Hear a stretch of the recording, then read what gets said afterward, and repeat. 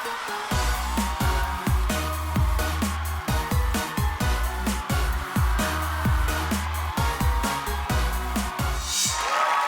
welcome the very funny Amy Poehler.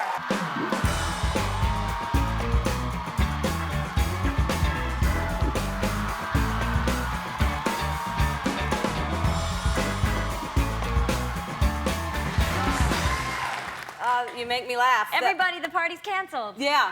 That was the song that Tina and I wrote. I can't believe that it was not a good song. People didn't appreciate it. It was voted the #2 worst song. How could that be? Maybe because it's about a party getting canceled. Oh, that's right. Nobody wants to hear that. And it does start with 1, 2, 3, 3, 4, 4, 5, 6. Yeah. Yeah. I think that's good to give people plenty of time to get ready for it. You think it's going to start, but you end 6. No, Yeah. I think you go even further sometimes. Start on 17 or 18. We should have just counted, and that should have been the song. That's a better idea. You're giving somebody an idea. Hold it. Hold it all for yourself. Now, I think you're hilarious in everything. And you and Tina Fey are so great thanks. together. Were you nervous taking over for Jimmy Fallon? Yeah, he's excellent, and he was excellent doing that job.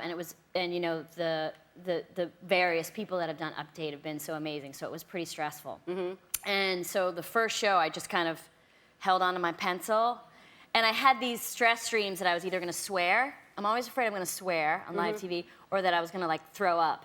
Mm-hmm. So I have stress streams that I'm like, as I'm swearing, I throw up. Mm-hmm. I would think after you throw up, you'd swear again too. Yeah.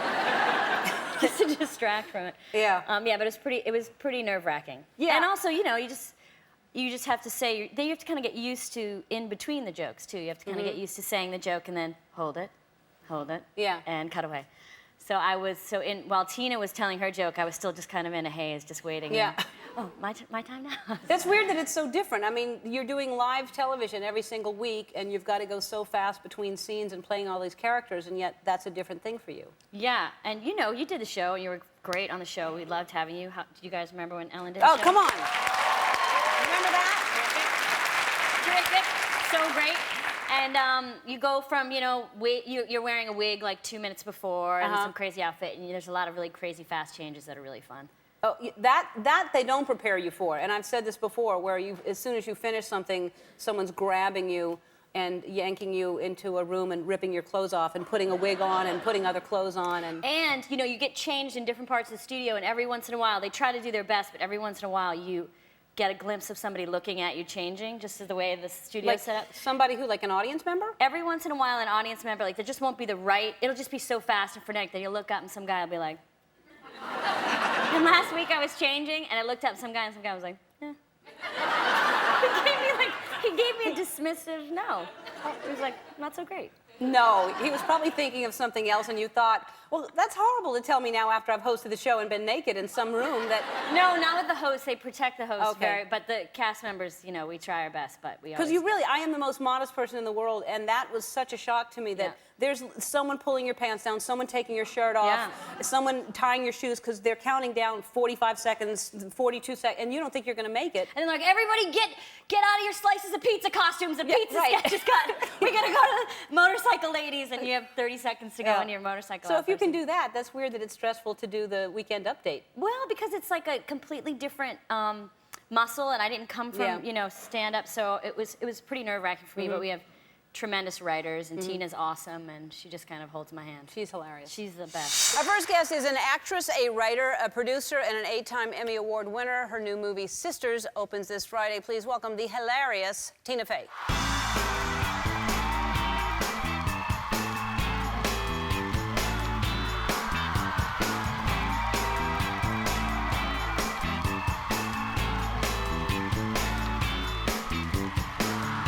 So let's talk about, you and Amy are hosting Saturday Night Live together this weekend. Yes. How great is that going to be? Oh, it's going to be so fun. I mean, there can't be, the two of you together, and when you've hosted the Golden Globes, and the two of you together are hilarious, but especially during this particular time with the election year going on. I mean, It's always fun to work at SNL during an election year. And even though we're still like a million years out from the actual election, but there's so much fodder already. You know, people said, will you play Sarah Palin and Hillary Clinton? Like, I don't know about that. Maybe we might play Ted Cruz's ears. Just like one, how's it going over there? How's it going? I can see straight through. I don't know what our political characters will be. So you don't know yet, but that's the beauty of SNL. Yes, it is, isn't it? You've done it. It comes together very late. It does, and then it changes really, like literally things are cut that night, which is really crazy. Yeah. I had so much fun that year. It was a good show. That was amazing. So it's you and Amy Poehler and your sisters, and you are the wild one. Yes. Of course. So you can tell people what it's about. Yeah, so we play sisters, and you know, it's about our parents call us and say, we're selling our house, come get your junk out of the house. Something we've probably our parents have asked us to do. And we get down there, and for various reasons, we decide that we should probably have one more high school style party in the house. And so in one way, it's a story about loving sisters and how they need to work out their differences, and another way, it's a movie where it's a high school party movie where everyone is like 46. Right. And people party hard. Yes, very, very hard. And we see a little bit more of you than we normally would see. There's as we saw in that, you show more flesh. I show more under teeth. Yes. And than I normally do. Were you comfortable in that? Yeah, I don't mind that. And look, there's Amy. Amy in the scene, she goes, one of my apples keeps rolling out of the bag. That's how she describes her dress. Yeah, we got to wear like, you know, our glam party outfits and stuff, and it's fun because we don't really get to, you know, to jack our business up and out. Not enough. I don't live like Sofia Vergara. No. Few Can't of maintain us do. that. No, very few of us do. And then there was this choreographed dance, which was very impressive. Yeah, we do a sort of in the movie at the party, Amy says, like, can we please do our old, you know, apple bottom dance or whatever? And I go, oh, okay. And it's this dance that we supposedly, you know, did when we were in high school. And we rehearsed it for like 7 weeks. And then it's like in the movie for like 25 seconds. But we tried to be kid and play.